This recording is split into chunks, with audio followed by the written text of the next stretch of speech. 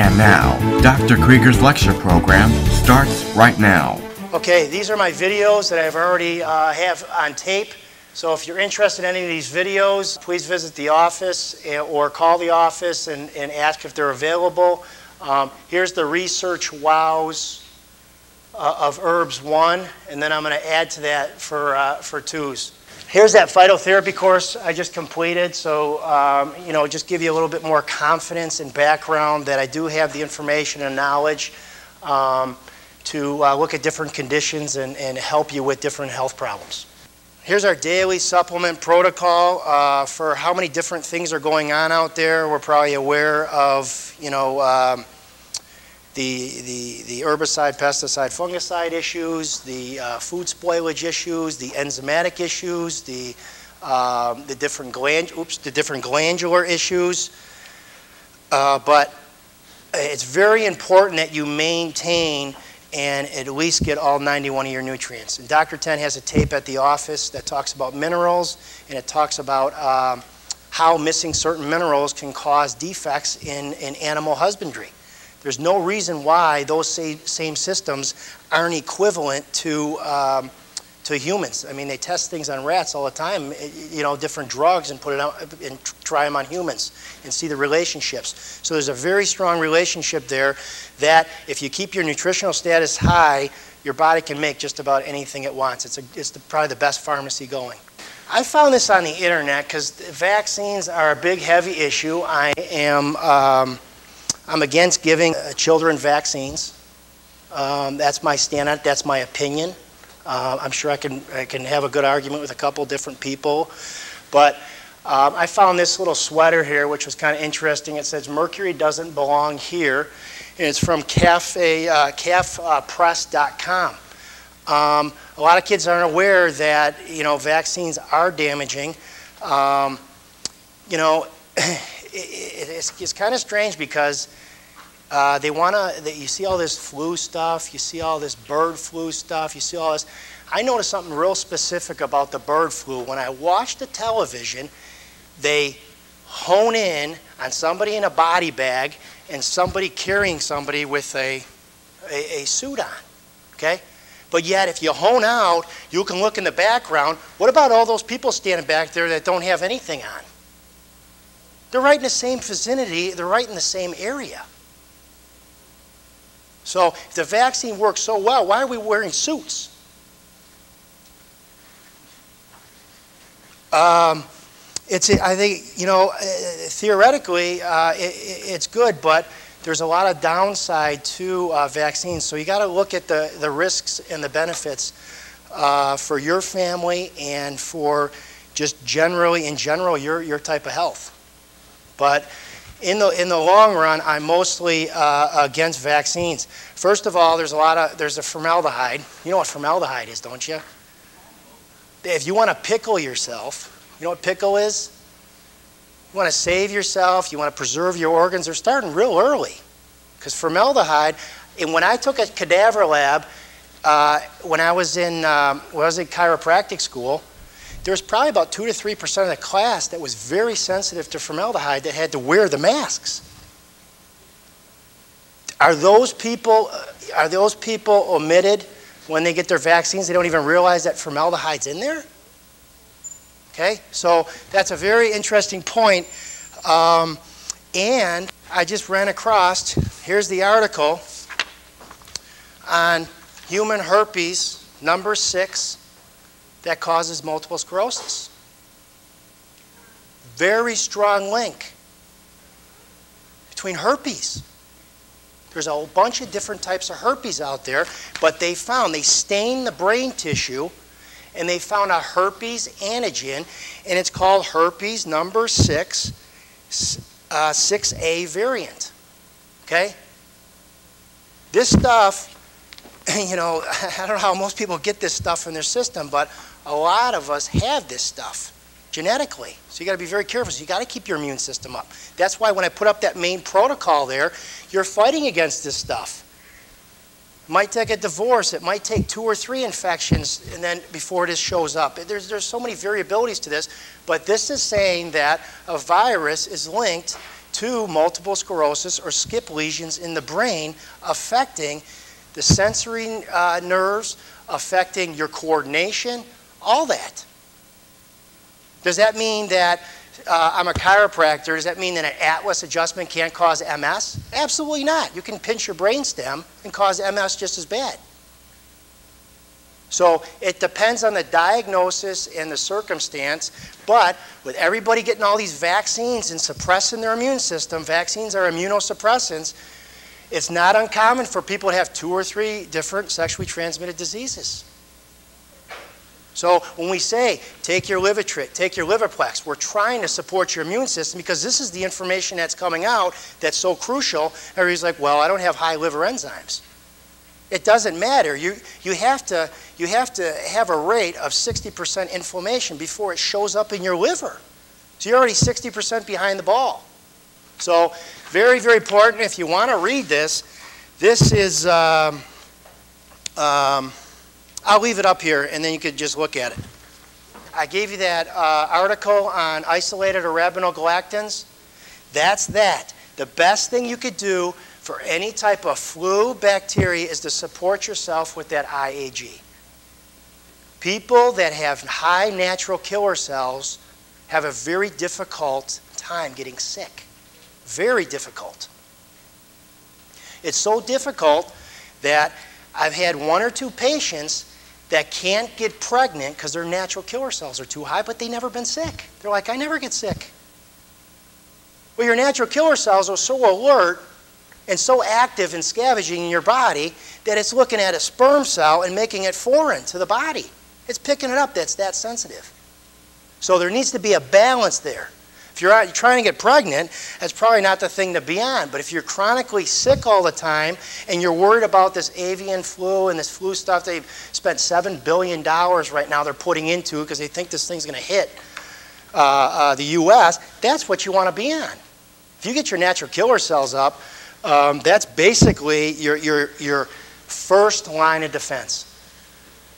Something right there that can calm your worries and not cause a problem that has been shown to work very well. If you look in that paragraph, I don't have that, but I think it's a second, there's 3 columns, it's the second row, and it's all the way at the bottom, and it talks about the natural killer cells and how it goes after different viruses and bacteria. That's what you're looking for. That's the flu. Without giving yourself a dose of mercury. This is my wife's neck, straight as an arrow. She was complaining. After 3 or 4 times, I said, Heather, let's go to the office. I'm going to get an x-ray on you. I see what your neck looks like. First of all, it was straight as an arrow, and I think it probably had something to do with her pregnancy and sleeping on a crappy mattress for so long. I mean, it was that bad. You know how pregnancies are. You know, she thinks she ruined the mattress from the pregnancy. I couldn't agree with her. But Atlas, C2, C3, C4, C5. C5 is supposed to be a nice pivotal spot in your neck, and you're supposed to curve up. You're supposed to have a nice curve in that neck. It's going straight, so it's like walking with no springiness, and it tightens the muscles all through here, and C5 goes to the top of the shoulders and the trigger finger. Okay? So that's your trigger finger. That nerve goes all the way down. It could be C4 or C5 gets locked, and that could go just to the top of the shoulders. Man, I'm stiff in the morning from sleeping. Okay? This is what I did with my wife.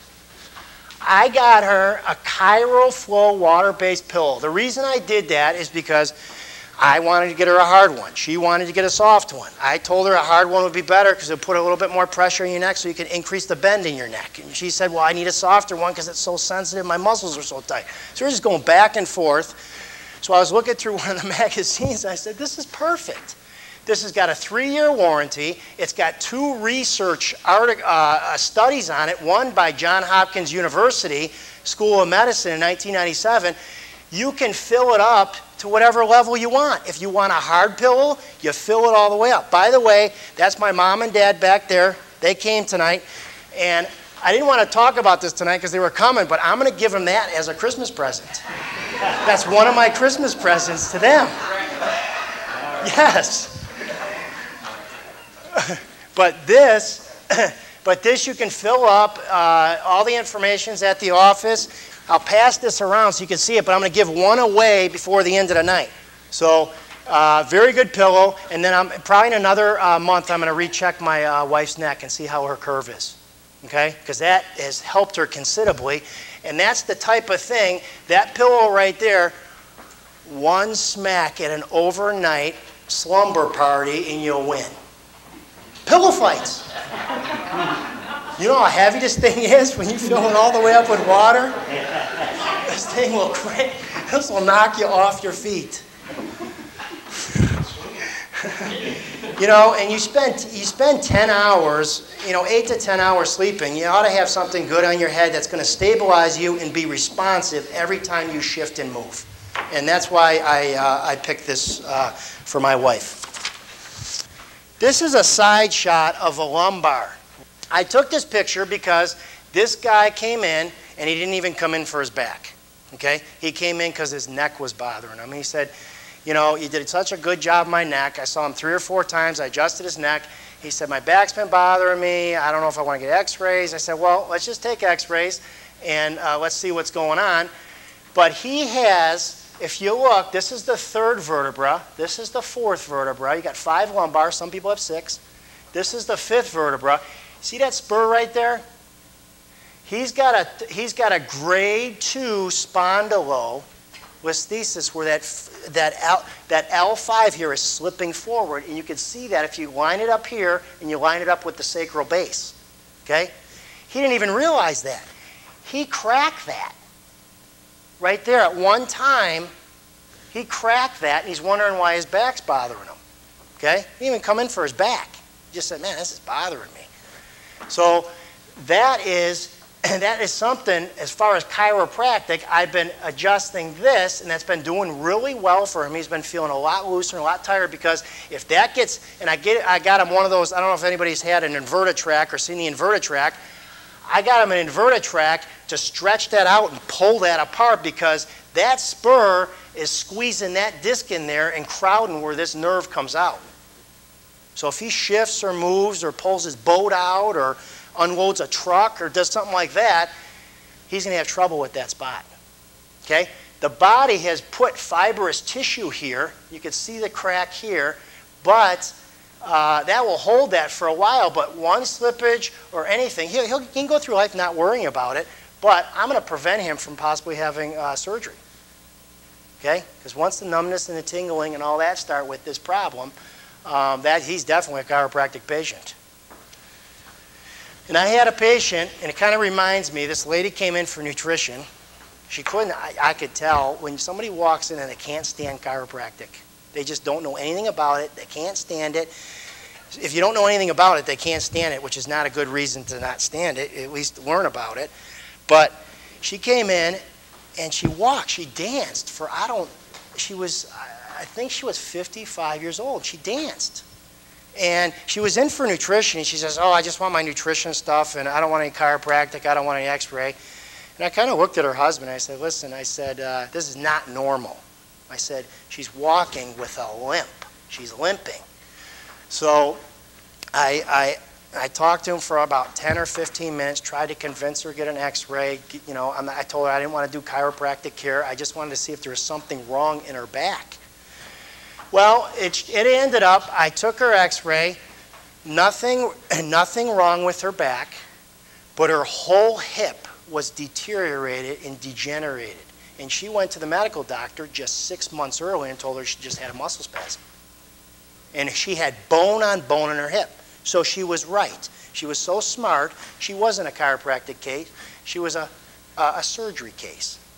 She should have been a chiropractic case 15 years ago to balance her spine so she didn't have much pressure on that knee. But I told her, I said, we're going to get a copy of your x-rays, go to your orthopedic guy, you're going to have to get a new hip.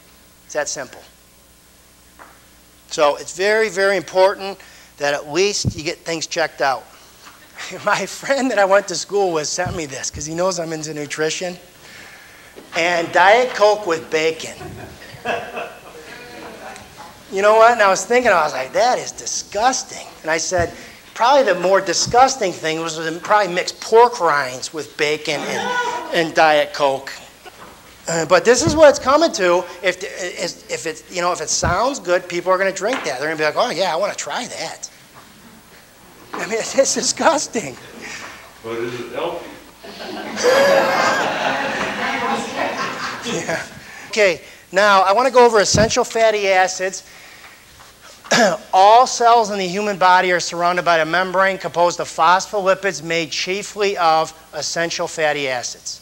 Now I'll explain essential fatty acids. Alterations in cell membrane is a central factor of cell injury, mutation which can result in cancer and death. Now, one question. How many carbohydrates are essential for the body to function? None. You can live with absolutely no carbohydrates. And I was thinking about it, I was like, man, I went to nutrition school. They taught me, limit your fat and don't eat salt. The higher your fat, the higher your salt, the longer you live now. That's what the epidemiological studies say. Okay? So I was reading, I was like, man, I never thought of that. They're just using it for energy. It doesn't really serve any other purpose. Just for energy. If you can live without it, it can't serve that much of a purpose. Make you feel good, balance your hormones a little bit, but you can live without it. And then I looked up and I thought, you know, people are on so much carbohydrates today, cookies, candies, cakes, pastries, pastas, rices, grains, breads, all that stuff. And I looked it up and I looked up all the genetic muscle disease. Genetic muscle disease and processing of fuels. Okay? Your body only has two pathways. The glucose pathway, which is your sugars, and the fat pathway, which is beta oxidation, which is your fat metabolism. Okay?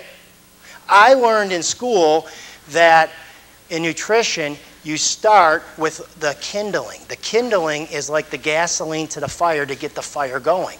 And then the fat side of it is the logs that you put on so you can keep it burning the rest of the day. That's what I learned. But we got it reversed. We got carbohydrates at about, we're looking at probably about 80%. It's that much. When you add everything up, and I did the dietitian route. I got my nutrition degree, and I followed the dietetics and foods and calories and all that stuff. And it was unbelievable how much carbohydrates were hidden in our food. Look at all the genetic diseases that are caused. Now, I'm not saying that all of us have these, but let's say you only have a little bit of the acid maltase deficiency. You have a little bit of a deficiency. Maybe you have a little bit more of that deficiency. There's all different levels, and people will tell you there's different levels of enzymes. 50%. I can go to Guernsey's and have a chocolate malt shake and 8-ounce chocolate malt shake. I don't have any gas or diarrhea or bloating or indigestion. If I do higher than 8 ounces, I will feel it because my enzyme level is maxed. We all have an enzyme level, maximum enzyme level. All these muscle phosphorase deficiency, debranched enzymes, phosphor, on the carbohydrate, wouldn't you think if there's more genetic predispositions on the carbohydrate side, maybe we should limit them in the population and not say we need more? There's only 3 on the fat side. On the fat side, carnitine deficiency, you can fix that. There's probably a 2. Okay, so I was thinking about it. I was thinking that the whole diet system is flip-flopped. Here's the classification of fats and oils. On the side, you got your saturated fats, got your cocoa butters, your dairy fats, your nutmeg butter, your palm tallow. Here's your monounsaturated. Those are kind of neutral oils. Those are considered your omega-9. Omega-9s are your oleics. They're called oleic. Chicken fat, duck fat, goose fat, lard fat, macadamia, olive, peanut, safflower, sunflower. Some of these are in both because there's a little bit. But and on one of the charts I have, which is up here, monounsaturated enhances the polyunsaturated 3s. Okay? Now your body has a balance between good fats and bad fats. These are not the bad fats. Okay? We've been told these are the bad fats, saturated fats. The people that did the Framingham study never admitted those were the bad fats. They said that these were the bad fats and the vegetable oils. So saturated fats and monounsaturated, if you look at a true nutritional chart, it helps enhance the metabolism of omega-3s and omega-3s here. I'm going to explain these. So omega-6s, there's a 6 and a 3. The 6s are your, if you look on your chart, that's the row to the left. And the row to the left is your corn, cottonseed, soybean, safflower. Now they have to hydrogenate this. Eating some sunflower seeds, it's good for you. Eating some safflower, soybean, that's not a problem. But when you start getting into using the oils in your cooking, in your pastries, in your margarines, in your Criscos, in your Fabios, in your, anything like that, you're dealing with a dysfunction in trans fats that causes both of these systems, 3s and 6s that you use in your body, not to be used correctly. Now, we got to look at how nature does it, how God designed and put a system together so that you can develop and the body's supposed to be balanced and fed correctly. If you look at breast milk is omega-6, which is, if you look on your chart, you'll see arachidonic acid. The highest levels of arachidonic acid and omega-3s, particularly DHA, are the highest in the breast tissue. And you'll understand why once I get done with this. Okay? So the 6s we need, but there's too much in the diet and the ratios are off. We're probably getting way too much of these at about a 10 to 20 time ratio more, and this is the side that causes the inflammation. Okay? If you need a little bit of this, but if you get too much of it, it's very bad on the body and you get a lot of inflammation. Okay? These right here are the ones that we're not getting enough of. The omega-3s, the EPAs. EPA is eicosapentaenoic acid. That's your fish oil, DHA. Those two are in your fishes, your cold water fishes. Okay? Those are probably the most important, but there's uses for each one of these. I want to go into some of the uses, but I'm going to focus especially on DHA. Okay? That's part of the polyunsaturated omega-3, and it's DHA. Okay? So everybody says, oh yeah, eat your polyunsaturated fatty acids. Not on this side, you don't. That's your corn oils, that's your microwave popcorns, butters, that's all that stuff, all your candies and all that. Now, here's the chart you have. It's named an omega-6. You see the 6 right there? It's named a 6. It's got 18 carbons and 2 bonds at the 6, just if anybody wants to know this. And it's called linoleic acid. Those are your inflammatory. If you follow those down, all the way down the chart, that's your arachidonic acid. Those are good to a certain extent. And then if you get too much of them, then, and I don't like this meats and organs thing right here. This should come off here too, because there are an adequate amount of meats and organs, because like I told you earlier, a lot of the meats and organs help you use the omega-3 fatty acids.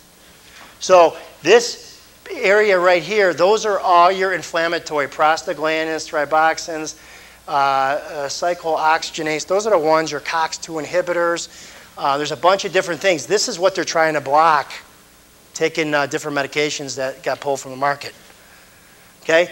And then these right here are supportive. So W3 means 18 carbons. There's a carbon at each point on the end here. And then you got 3 double bonds to name it an omega-3.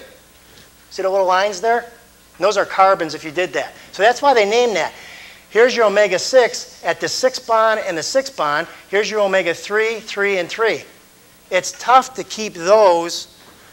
It's tough to keep those from being oxidized or going rancid. And that's why they're not sitting on your shelf. They gotta change it. Okay? Now, if you notice, most of these oils here have to go through a process. There's an enzymatic process through this. I'm not going to get into this too much, but what happens is that enzyme, and a lot of people have trouble with that enzyme converting, so they can't convert enough, so that's why they end up on this side too much. Okay? It has to do with genetics, has to do with diet, has to do with, you know, living on the corner next to a pastry shop. So here's your omega-3s right here. Metabolic pathway, here's your omega-3s. Canola, fish, flaxseed, soybean, walnut. Here's the enzymes you need to convert. And then it goes to stearic, it goes. Now, here's your flaxseed oil up here. Normal people that are healthy, that take care of their health, they do their supplements, they do everything, flaxseed oil is perfectly fine. But if you have an inflammation, or you have an attention deficit disorder kid, or you have a seeing problem, if you have a dyslexia, if you have a hyperactivity problem, most of these kids aren't going to be able to convert flax into EPA or DHA. See, EPA and DHA jump right in here. They don't have to go through any changes. There's about 3 steps they need to go through. So when these kids are malnourished, been on carbohydrates, not used to eating well, all these enzymes are going to be kind of messed up, and they'll be like, I'm taking my stuff, but I'm not getting any better. So that's why a lot of the kids, the fish oils are so powerful, and I'll show you why. Here's your COX anti-inflammatory, PGE2. Here's your lipo-oxygenase. Here's your anti-inflammatory. So these are all anti-inflammatory, okay? Let's go to the other side. Show you the pathways for omega-6s. The omega-6s are the ones that we get way too much of in our diet, okay? That's the borage, corn, cottonseed, grapeseed, peanut, primrose, safflower, sesame, soybean, sunflower. Now, I want to say something. I'm like saying, you know, this is bad, this is good. That's true, but I find with females around their menstrual cycle, just about a week before their menstrual cycle, arachidonic acid is or this right here, this is what evening primrose oil is. It's anti-inflammatory around that time of their cycle. So they can use an omega-6 for a specific situation, and they're not going to be getting too much to cause a problem. Okay? So it's not all cut and dry like we think it is. We just say, oh, this is good, this one's bad. But safflower, sesame, soybean, sesame seed oil works well with the immune system. Very well with the immune system. It actually increases the platelets and increases T cells. So they used to name that vitamin T at standard process, but they had to change that for certain reasons. But that's a lot of people will put people on sesame seed oil to help balance their platelet counts, and that is in this pathway. So that's not all bad, but when you get it on the shelf, or you get it at the store, or you know, it's sitting in your hamper for more than six months, or even a couple weeks, you're probably looking at this side, and they're altered. Okay. Now, since 1990, the New England Journal of Medicine study revealed that young, healthy males showed elevated cholesterol levels and elevated LDL bad cholesterol when placed on a high trans fat diet for only 3 weeks. That's a muffin every day. That's a piece of toast every day. So that's very, very important. That's LDL. So basically, you're going out and eating whatever you want, and then the doctor's giving you medication to lower your LDL because your diet's so crappy. I mean, this is a dietary thing. This is not a drug deficiency thing. This is a New England Journal of Medicine. They believe that if they change the food industry, they can save almost 800,000 lives a year. That's unbelievable. And that's our Food and Drug Administration. How can you be in one organization when food and drug? You can't be in both organizations. You've got to separate the organizations because they're making decisions that are biased toward the drug side. It's kind of like the vaccines. Most of the vaccines that were studied in the 1930s by Eli Lilly were done by them. They got better safety measures for cars than they do for drugs.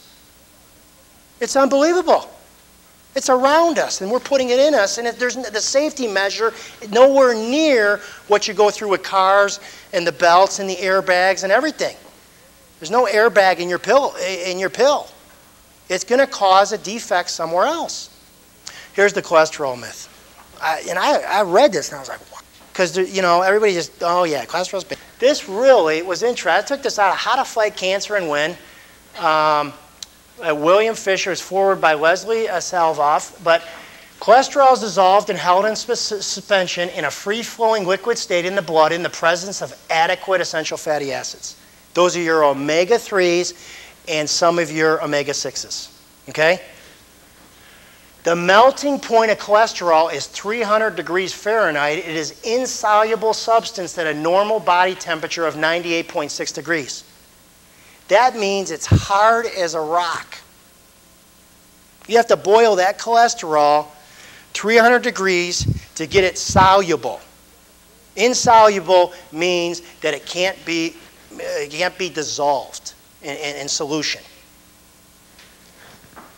But here comes Superman. Lecithin present lowers the melting point of cholesterol to 180 degrees. What's your big lecithin food? Eggs. Eggs and butter. Okay? Now, when essential fats, linoleic and linolenic, there's your omega-6s and there's your omega-3s balanced correctly in your body, are in sufficient supply, the melting point of cholesterol comes down to 32 degrees Fahrenheit. That's a scientific fact. So that's saying that you need your lecithin and you need your fatty acids in order for you to dissolve cholesterol and keep it in the plasma in your blood. If you don't, it's going to stick to the sides. So how do we get it out? How do we dissolve it off the inside of our arteries and get it back into solution? Lecithin and essential fatty acids. I didn't see anything about carbohydrates up. Your carbohydrates raises your cholesterol level. The same enzyme that they use Lipitor, Zocor, and Mevacor to lower cholesterol, sugar raises. So when in a liquid state, cholesterol cannot be harmful arterial plaque and does not cause degenerative disease. Okay, this is an omega-3 docosahexaenoic acid, DHA. This is the most important one. The research I took it from, they did a whole scan from 1985 all the way up to 2005. I looked at all the research. The highest levels are found in the brain, in the frontal cortex. You know what the frontal cortex of your brain does? That's the most important decision processing. That separates you from a monkey from a man. Well, I wouldn't say a monkey, a dog. Okay? A monkey has a small, but we have big frontal cortexes. That's where most of our decision making happens. Indecisiveness. Highest levels found in the brain. It's in the nerve tissue, especially the eye. So your brain and your eyes. And they found, according to all the, I couldn't list all the studies though, but they found that it regulates blood pressure, helps heart rate abnormalities, and it helps with endothelial dysfunction. Endothelial dysfunction is the lining of your arteries. So that's one of the DHAs, one of the linolenic acids that keeps cholesterol in solution so you don't have endothelial dysfunction or clotting factors or inflammation along the lining of the arteries and the testes for reproduction. There are 22 studies showing that alpha-linolenic acid is not readily converted to DHA, and EPA is not converted to DHA in body studies, not in test tube studies, but studies done in the body. So what this is saying is, if you want to do something specific, like feed your child's brain, help a diabetic's eyes, reduce inflammation from a diabetic, help support a cancer patient, you have to know how to use your oils. I don't know what I looked this up. It says the effect of galactose diet removal on the progression of retinal vessel changes in galactose-fed dogs. They removed galactose and the progression of retinopathy or pathology of the retina that feeds the nerve that feeds the eye stopped. That's galactose. What is galactose? Milk sugar. Then I pull another article out. Pyruvate inhibits galactosemic changes in cultivated cat lenses of the epithelial cells. You got little epithelial cells in your lenses. Pyruvate, the only way to raise your pyruvic acid levels is to get on a protein fat diet, not a milk sugar diet. They said supplementation of pyruvate, you don't have to supplement pyruvate, you just got to do the diet and get your essential fatty acids up, resulted in less number of vacuoles together with a positive modulation of these parameters, which basically it helped. It said influence of galactose was investigated and galactose turned out to be bad. I wouldn't be surprised if everybody that's wearing glasses or needs glasses might be sensitive to galactose, the milk sugar.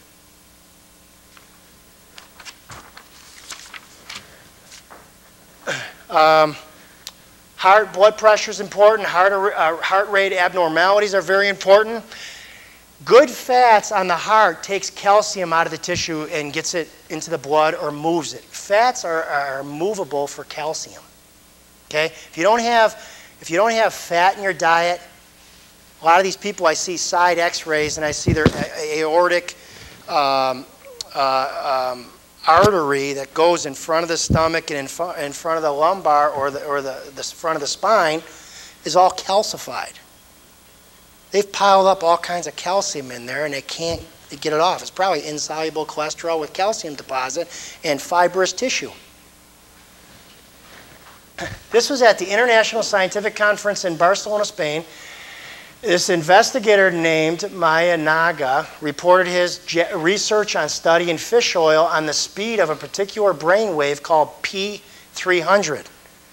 I don't have the reference on here, but this brain wave is closely related to the learning and memory process. In 26 normal healthy volunteers, the transmission of this brain wave was significantly faster after taking DHA supplement and not EPA. You got smarter. You got more creative. It moved faster. Your brain resonated faster. That changes everything. It just doesn't, oh yeah, signal just goes up, big deal. No. Synaptic vessels, new chemicals are made, new vessels are stored with dopamine, serotonin. Everything's changing, and this happened to happen, this fish oil, the response happened to happen after 2 hours of taking a fish oil. 2 hours, they tested that, and it was up significantly faster. And this research was done by a Japanese researcher. They presented that.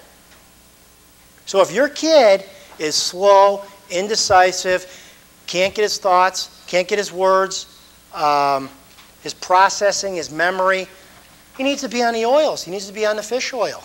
He needs to be especially on the DHA. Not the EPA, DHA. Some is converted, but to get the best result, you got to make sure you're on the right stuff. So if you want your brain to go faster and to resonate faster, that's what you need. The brain and essential fatty acids. Essential fatty acid makes up 45% of the fatty acids in the synaptic membranes. Synaptic membranes are basically where two nerves meet. And where those nerves meet and how the chemicals are released is how the nerve or the electricity travels, above and beyond, or down and below. So, influence related to steps to neurotransmitter synthesis, release, and overall activity. Low fatty acids result in decreased synthesis of dopamine and improper storage of newly synthesized dopamine. A breakdown of membranes due to a structural change from essential fatty acid deficiency is associated with schizophrenia. You got to have the right product to run specifically the right function in the body. It's that simple. Now, the problem is, hopefully, you've been breastfed. If you haven't been breastfed, you need to support essential fatty acids the rest of your life. You want to do it anyway because there's so many insults from our environment and our diet. If you look at that 45%, your brain's probably about 60% fat, 70% fat. I mean, there's other fats that form, but that one, the essential fats, I mean, it's like a 50-50 chance. Allergies and autoimmunity. In the Journal of Surgical Research reveals that a diet high in omega-3 fatty acid lowers the risk of rejection, organ rejection, when surgical tissue grafts are necessary. After noting this effect in laboratory animals, the scientists theorized that fish oil supplements work by altering the clotting factor of platelets, thereby reducing the body's rejection response to a foreign graft. Who wants to be on oils and the right dose of oils? Anybody that has lupus, anybody that has celiac disease, anybody that has any autoimmune, arthritis, any degenerative processes. That is so cool. What does that mean? You might not be a candidate for Krygier or any of these other allergy medications, because this is allergies. And I looked this up, and this was neat because I didn't realize I was going to even do this lecture. And I'm looking through. I look at probably I probably look at 50 journals. And I just go through the headings and I just plow into them and I find what I'm looking for specifically.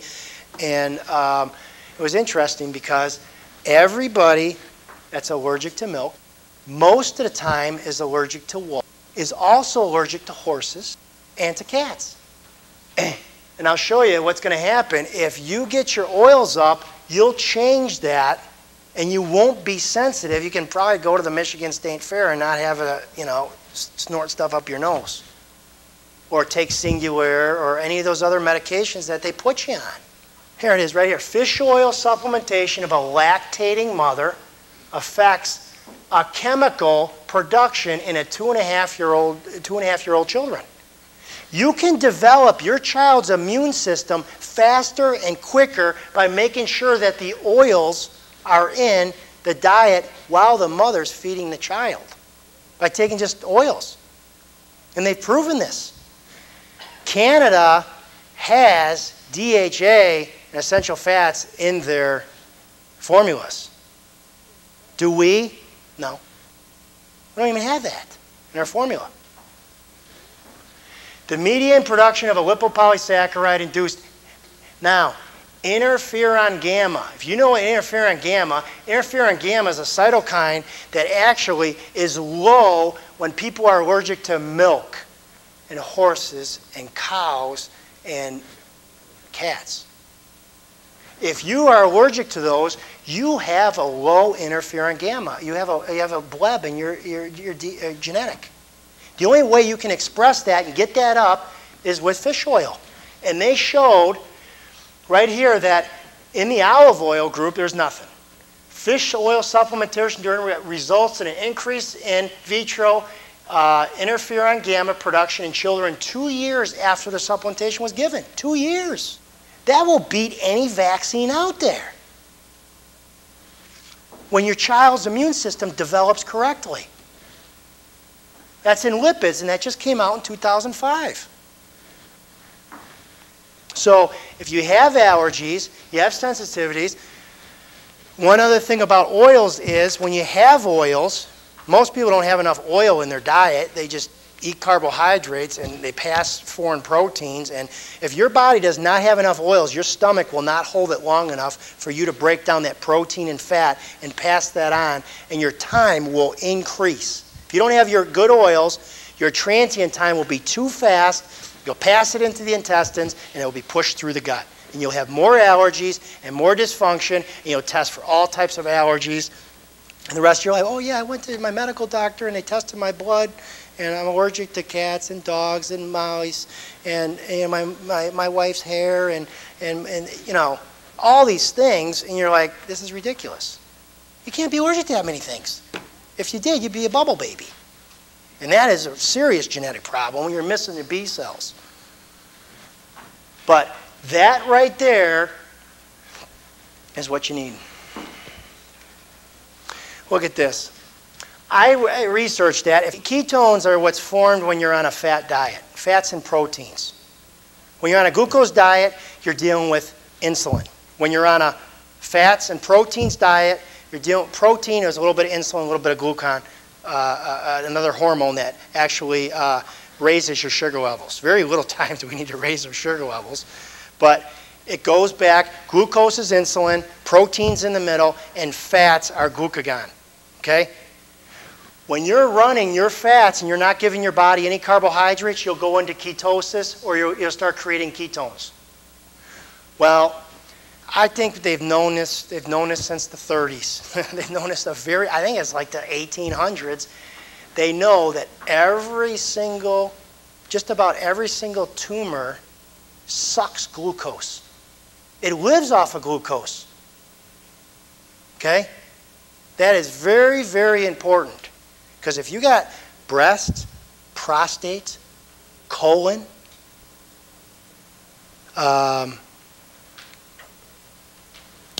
brain cancer, all those are glucose-sucking, growth-feeding tumors. They took this pediatric oncology patient, established dietary-induced ketosis in a pediatric cancer patients to determine if a ketogenic state would decrease glucose and availability.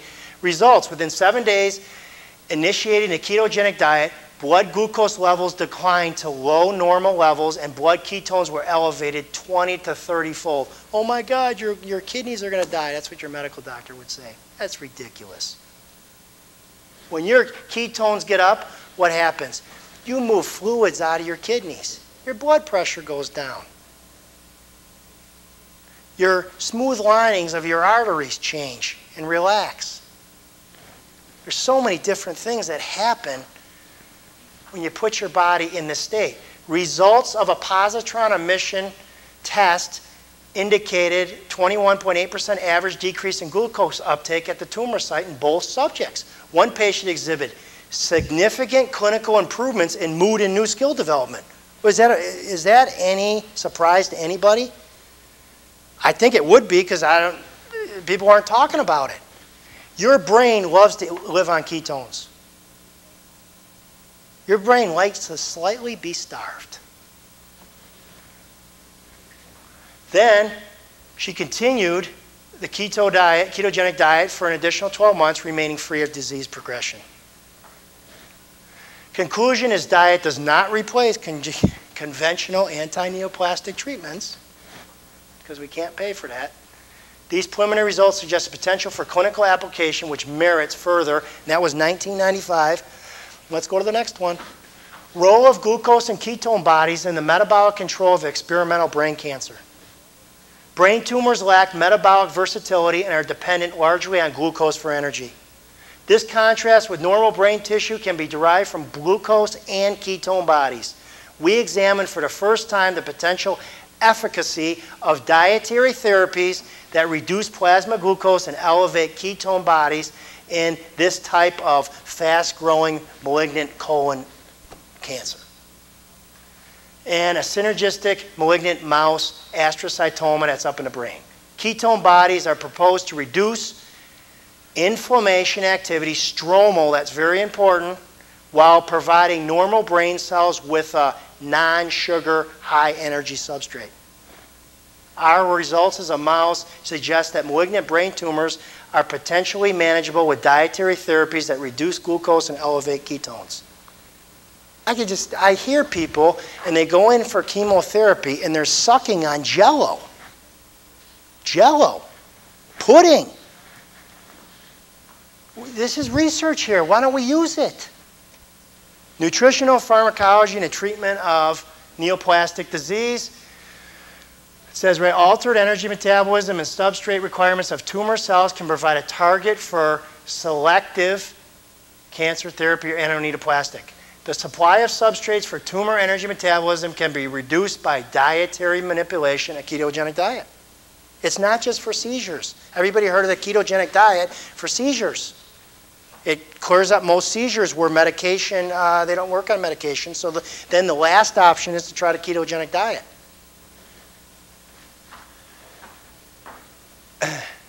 Inhibitors of glycolysis, well, not eating certain things. They're trying to get you, you're using drugs for this. Both these approaches are examined with a view to development of selective and therefore non-toxic methods of controlling tumor growth in your body. That's 1988. Most of these people that lose weight, they lose weight, they're skinny. Like one of my uncles that had liver cancer, he was skinny. He lost weight, skin and bones, skin and bones. Went through the chemo, it just buries you. It buries your immune system. It buries your bone marrow, which is your immune system. An attempt has been made to reverse. Cachexia is skinniness. You lose your body mass. Production, deprive the tumor of metabolic substrates for energy production by feeding a ketogenic regimen, since ketone bodies are considered important in maintaining homeostasis during starvation. As a model, we have used a transplantable mouse, okay, whatever. The elevated and ketone bodies may account for the retention of both the fat and non-fat carcass. This is the first example of an attempt to reverse cachexia by a diet based on metabolic differences between tumor and the host tissue, which aims to selectively feed the host at the expense of the tumor. They put this person on a 60% medium chain fatty acid diet. And that's what happened. They got their weight back. How do you know that you're essential fatty acid deficient? Now, omega-6s are the ones that we get too much of in our diet. We get way too much of the omega-6s. Okay, I'll go through which ones those are. But there are some people that have deficiencies in omega-6s. Maybe they weren't breastfed correctly and they didn't have the arachidonic acid in the breast tissue to help the development of certain tissues in the body, because that's what fats do. They're structural components of our body. That's why omega-6s help with eczema-like skin eruption. It's a structural part of your skin. Liver or kidney degeneration, behavioral disturbances, excessive sweating with thirst, sterility, poor wound healing, growth retardation, heart and circulatory susceptibility to infection is huge, and loss of hair.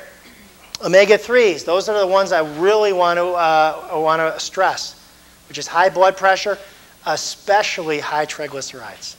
Very, very important. There's omega-3s work specifically on what's called VLDLs. VLDLs, water and fat don't mix. So you have these proteins called HDLs, LDLs, VDLs, VLDLs. HDLs carry fats from your tissues to your liver so they can get rid of them, okay?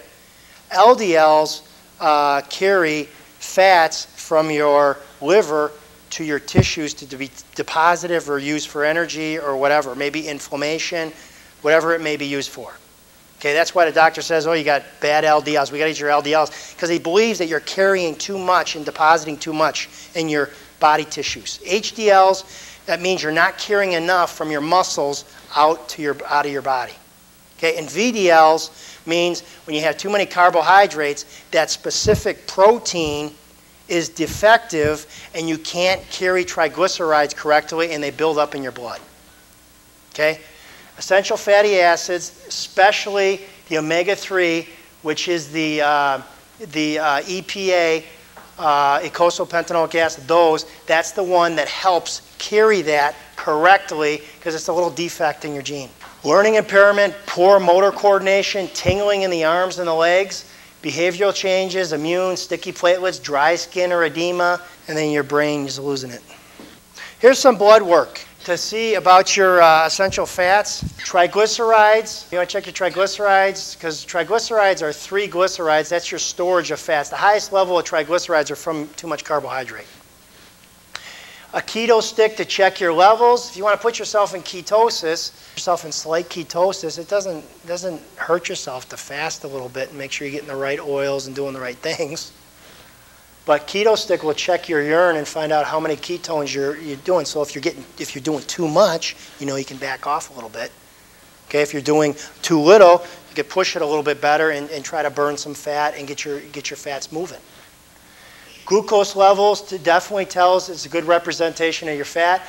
Bilirubin, that tells you how you're handling carbohydrates and fats. That's a gallbladder function test that you could test through your urine. Total cholesterol, check the total cholesterol. There's your HDLs, LDLs, and VLDLs have to do with the triglycerides. And there's your LDLs, have to do with the total cholesterol and HDLs. And there's more tests, but basically, if any of these ones are disrupted, besides the keto stick, you're trying to put yourself in a little bit of slight ketosis, but triglycerides, glucose, bilirubin, and these tell you you're definitely missing your essential fatty acids. Something's not working right. Let me tell you something about cholesterol also. You're not going to eat yourself into too high a cholesterol. It won't happen because your body won't absorb it. Usually your cholesterol is high because you don't have enough essential fatty acids, your body has too much inflammation, or possibly your gallbladder ain't working. Your body's making it more because it's not getting, you're craving it and you're getting it out of your diet, but your body ain't processing it. And so your liver can make as much cholesterol as it wants.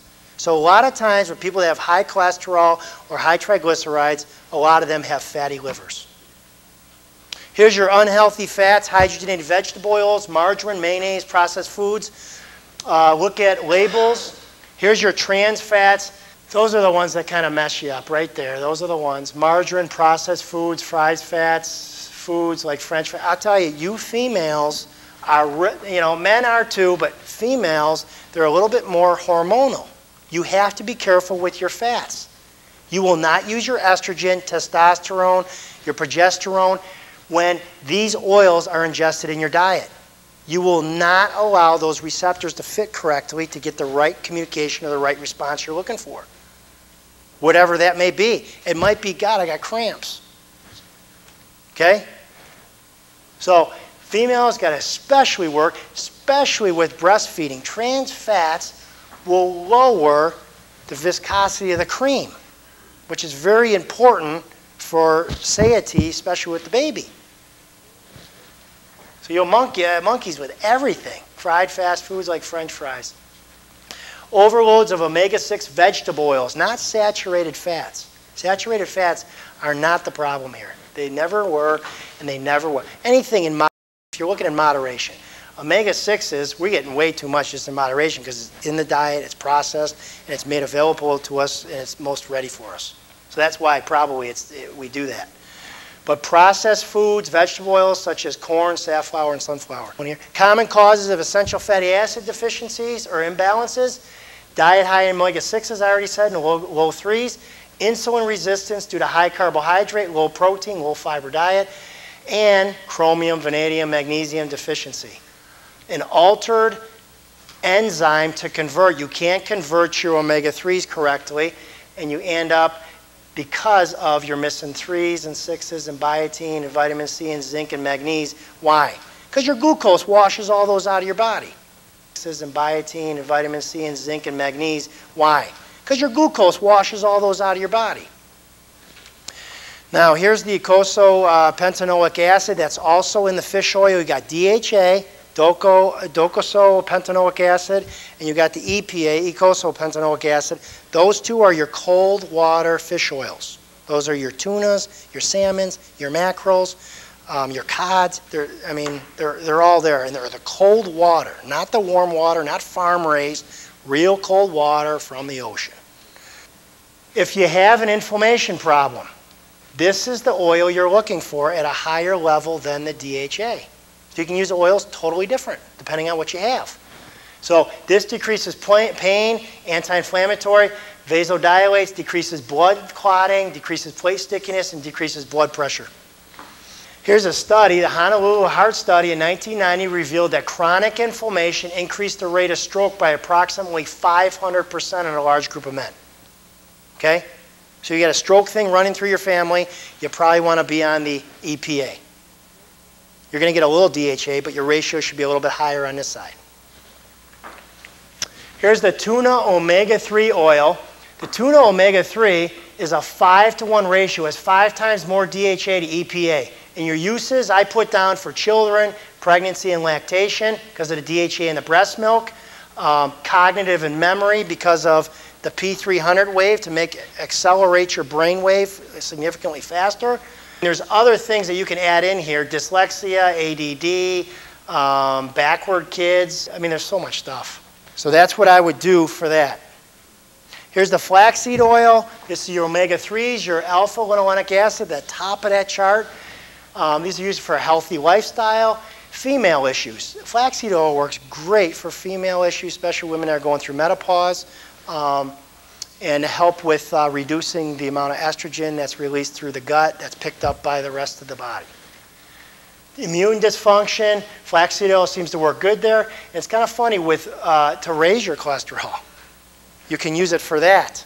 Even though it won't significantly raise it, but most people that have a certain type of neoplasm will have low cholesterol, and flaxseed in the brain has been known to synthesize cholesterol up in the brain. That's kind of cool. Dosage is 3 capsules. Here's the super CLA, that's conjugated linolenic acid. Meaning chain oil, we use it with a little bit of guarana. Guarana is a little bit of a mild stimulant. We use the super CLA with that because guarana would just otherwise be water soluble. So you want an oil to keep that balance because you don't want it washed out right away. So if just this is the same thing as drinking a coffee. But when you put this with it, it sustains that metabolism and keeps you going. So you lose a little bit of weight, you shrink fat cells, you boost your energy, and you look a little bit toner. Obviously, people that have high blood pressure don't want to mix this with this. And then there's just CLA in the office. Here's the optimal EFAs. That's a balance of just about everything. This is a general product. I like to put diabetics on this because they could have a little bit of a 6 and a little bit of ALA, DHA, EPA. It kind of covers a wide range because diabetics, I mean, they have a multiple system that's breaking down. DHA for the eyes, EPA, omega-6 for the skin, ALA to help with your immune system, and the EPA because every diabetic's got inflammation. Here's hepatopro that I get that I really have seen some good results on. These are people that genetically have high triglyceride levels, and what happens is there's these little cells in your liver that produce a lot of inflammation, and when you produce a lot of inflammation in your liver, what happens is your body has to use up the glucose, and then the glucose is used up, and then what happens is your body converts it to triglyceride really quick. So one of the signs of you needing this PPC, or polyenol phosphatidylcholine, but this PPC is at a high level and it stops liver inflammation, which is kind of cool. This is very important. Most people that have this will have spider nevi on their legs. They'll have red palms. They'll have low HDLs. They'll have high triglyceride levels. There's a bunch of different. There's a whole different scenario, but this is very specific for those symptoms. Okay, fracture. All right. Do I have my testing stuff? All right. Let's see. We got 2 people here. Rose Bailey. Rose Bailey. Come on up here. We're going to check Rose. She's tired and her thyroid's enlarged. That's a good reason to be tired because your thyroid runs your energy metabolism, so that's going to make you tired. Could make you racy, but it's probably an underactive. Now, I'm Dr. Krygier. Nice to meet you. All right, let's check this. Apple cigarette. Put your arm out and hold tight. Now, how long has your thyroid been swollen? It's been a lot of years. Have any cysts? I have lots of cysts. You have a lot of cysts. Whenever you have a hypothyroid function, you'll have a lot of cysts. Okay? Women use 3 times more iodine than men. Men need their thyroid, or their iodine specifically for their thyroid. Women need their iodine for their thyroid, their breast, and their ovaries. So if you got an ovarian cyst, if you got a breast cyst, if you got a thyroid cyst, it doesn't matter. You need the same thing. What's causing a cyst? I don't know, but just recheck it. Okay. Hold strong. Now, are you sensitive to iodine? I don't know. You ever had iodine study or eat seafood or anything? I eat lots of seafood. Do you? So she doesn't. Is that light on your right? So she doesn't. She eats a lot of seafood. Hold strong. I'm going to go through these reflexes, that chart that I used to have up there. Okay. Hold strong. Good. Staph, strep, yeast. What do you do for a living? I'm a relay operator for the typing. For the typing? I do a lot of typing. Here's your thyroid. Hold as tight as you can. Here's your thyroid. Now, You know, if you want to bring your blood work, you can bring your blood work, okay? Most people with their thyroid, I recommend they bring their blood work if they have blood work. Okay, most of them, doctor looks at the blood work, you're on Synthroid. Doctor, if you got a fast thyroid, you're on Levothyroid. That's it, you're done. That's all they're going to give you. Okay?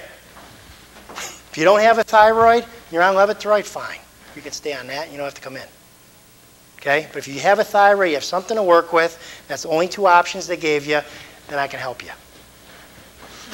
Does that sound good? Hold strong. So her thyroid is active, positive, hold tight, positive. Positive means hyper or overactive. Positive, negative.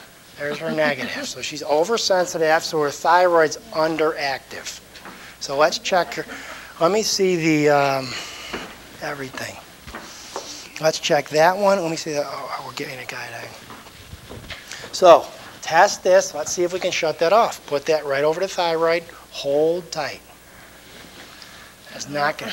Now, it could be an autoimmune thyroid too, because there's a lot of autoimmune thyroids. That's why a lot of times I recommend blood work, because these people can be all over the chart. You got them on all this stuff. They're on medication, and you end up they're autoimmune.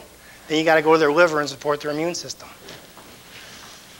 Because all the thyroid is converted in the liver. So if your liver's not functioning, your thyroid hormone's no good. Doctor just jumps right up there and just converts it for you. Hold strong, as strong as you can. Hold tight. One, let me see that oil. Hold as strong as you can. No. She's not a thyroid that has pituitary in it. Sometimes the pituitary is not regulating the thyroid correctly. What else? Let me see the, let me see that's for the boss. And the Simplex F. How does your body know? Radiation. Everything Really? has radiation. Everything has a signal. What's this? Oh. That's Simplex F. That's sympathetic dominant female. She's not that. Hold strong. She's going to do well on this one. I know she's going to. Hold strong. How much seafood do you eat? About 3 times a week. 3 times a week? A lot of fish and stuff? Yeah. So I'm testing her monitor, and I can put this in her hand. I just a lot of times put that in her hand, and then you test the reflex. When that goes down, you're overwhelmed, and your energy is too much in that area. Hold tight. Don't give up on me now. Hold strong. There you go. So there's her give, and she is 2, 4, 6, 7. Now, she would be on 7 organic iodine to help with the conversion of her T4 and T3. That's what that's going to help with. Put that in your hand, and let's check. Right side, left side. Do you have any blood work? Not with me, but I have. How does it look? I'm at the high end of normal. You still got your uterus? Yes. Good. But the best way, and I would put her, let me see the evening primrose oil. Do we have that in there? And the best way for her cyst that works the best, probably about 2 grams of the evening primrose oil, and she needs to do 7 of the organic iodine for about 8 weeks, and that will break up those cysts so the body can dissolve them. Really? Okay? That's good. Are those responsive to your period, or do you have your period still? No, not anymore. Menopause, how long have you been in menopause? Just 1 year. 1 year? But yeah, if her thyroid's hypofunctioning, and I wouldn't be surprised, you know she's going to have a gallbladder and a liver I problem. don't have a gallbladder anymore. Well, they took her gallbladder out, so you know that her liver's suffering a little bit because the liver's going to back up in the gallbladder, and that bile's going to get real thick in stasis. But right here, right through there, you're going to still have a gallbladder stump. Hold strong. You could see she got a lot of gas. All gas. That's bad. She's got all gas. So you got a little fat, but a lot of gas. Okay? But I want her doing her now, what's important about fixing your thyroid? Your thyroid metabolizes your magnesium, your chromium, and all your fats. Okay? The cysts in the gallbladder from your thyroid. Your thyroid supplies T2 to help thin the bile for the gallbladder. So anybody that has a bad gallbladder has a dysfunction. The medical community only looks at T4, T3.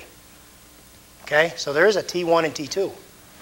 So I bet that's what caused the gallbladder probably. You got inflammation from that. Your thyroid's not working. You slow down your lipids because everybody has a low thyroid will test for what? High cholesterol. Yeah, because your metabolism's slow. You can't get it out of the blood, so it tests higher. So it piles up. So her cholesterol will be high. Her liver enzymes or triglycerides will probably be a little bit high.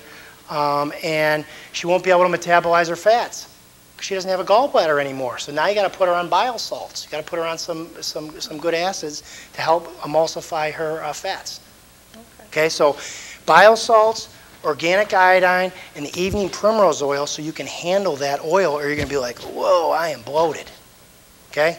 So I'm going to have to replace her gallbladder with a product called Beta Plus. Beta Plus is the one for the SNP gallbladder. Okay? And that will get you going.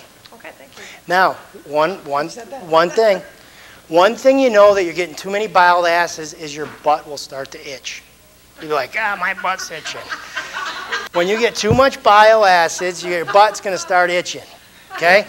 So if I put you on 2 with each meal and your butt doesn't itch, go up to 3 each meal, go up to 4. Find your dosage and then play that. Okay. Use that. It's not going to hurt you. Okay? Because you're probably not used to that anyway. Because people that drink a lot of coffee get itchy butts. Because the caffeine and all the carbonic acid in there pushes that gallbladder too much and it produces too much bile. It speeds up your butt itch. You're like, God, why's my butt itch? It's not because you got a parasite. It's because you have too much coffee. Because your bile acids. Okay? I don't drink coffee, thank God. Yes, you'd have a real problem.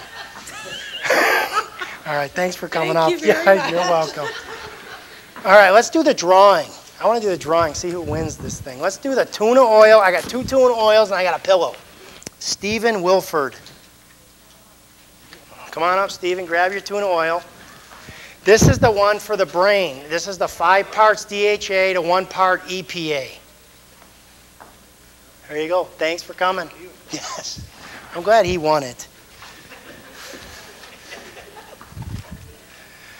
All right, who's this now? Ron Beaver. No, right here. All right, here you go.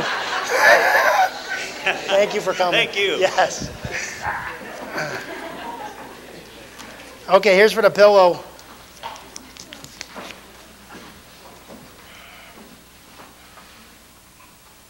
Antony Soar. All right, come on up. Yeah, this is your pillow. There you go. Thank you for coming. Bye-bye. Does anybody have any questions? Don't forget, Dr. Tent's lecture is December 7th, and we'll be giving out a lot of stuff on that one. Okay? Other than that, thanks for coming. If you have any questions, I'll be here, and just come up and talk. Thank you. Have a nice night.